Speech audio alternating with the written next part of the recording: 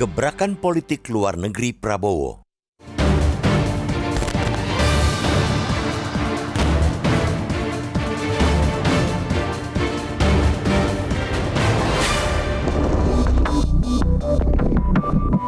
Politik bebas aktif yang secara konsisten dipilih pemerintah Republik Indonesia diyakini akan hadir dalam bentuk yang berbeda di era kepemimpinan Presiden Prabowo Subianto. Alih-alih meneruskan gaya pemerintahan Joko Widodo yang cenderung kurang agresif, Prabowo bakal membawa gaya diplomasi kebijakan luar negeri yang lebih aktif, aspiratif, tapi juga sekaligus lebih tegas.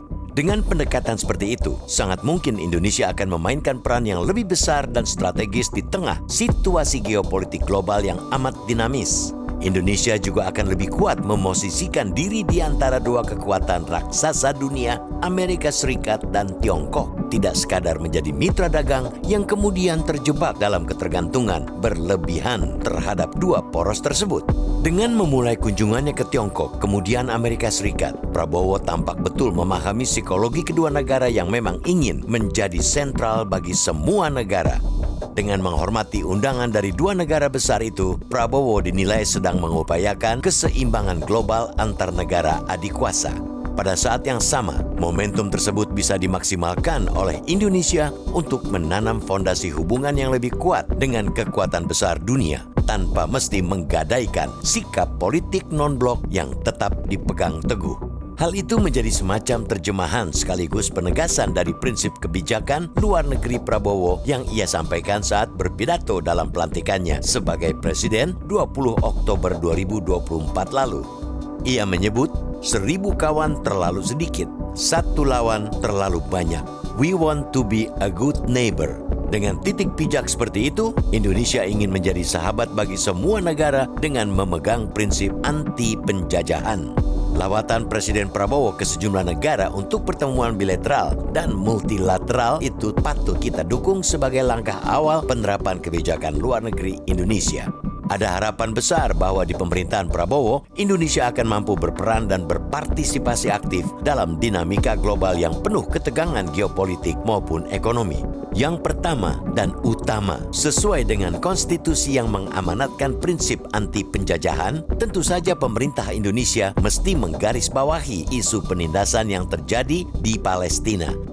Presiden mesti menyuarakan dengan lantang penolakan terhadap Israel yang telah menjajah Palestina, bahkan diduga melakukan genosida. Harus diakui, ketegangan politik di Timur Tengah juga perang yang belum mereda antara Rusia dan Ukraina punya dampak yang tidak sepele, terutama pengaruhnya terhadap kebutuhan energi dan pangan bagi negara-negara di dunia. Dalam beberapa tahun terakhir, hampir semua negara di dunia termasuk Indonesia sudah merasakan imbasnya. Pun jangan lupakan juga ketegangan geoekonomi. Perang dagang antara dua raksasa dunia, proteksionisme atau pembatasan perdagangan yang dijalankan sejumlah negara nyata-nyata telah memberikan dampak signifikan terhadap kondisi ekonomi dan sosial di sejumlah negara. Bahkan telah terbukti mampu menciptakan resesi ekonomi di beberapa negara.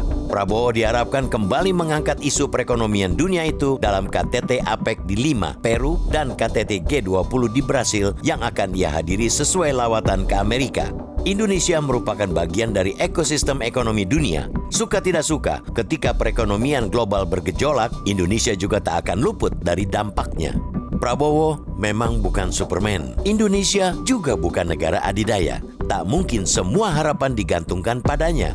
Akan tetapi, dengan pengetahuan dan keaktifan dia membangun dukungan dan kepercayaan para pemimpin global, kiranya kita layak berharap setidaknya Prabowo akan mampu memaksimalkan kekuatan dan kontribusi Indonesia dalam penyelesaian krisis global, baik politik maupun ekonomi.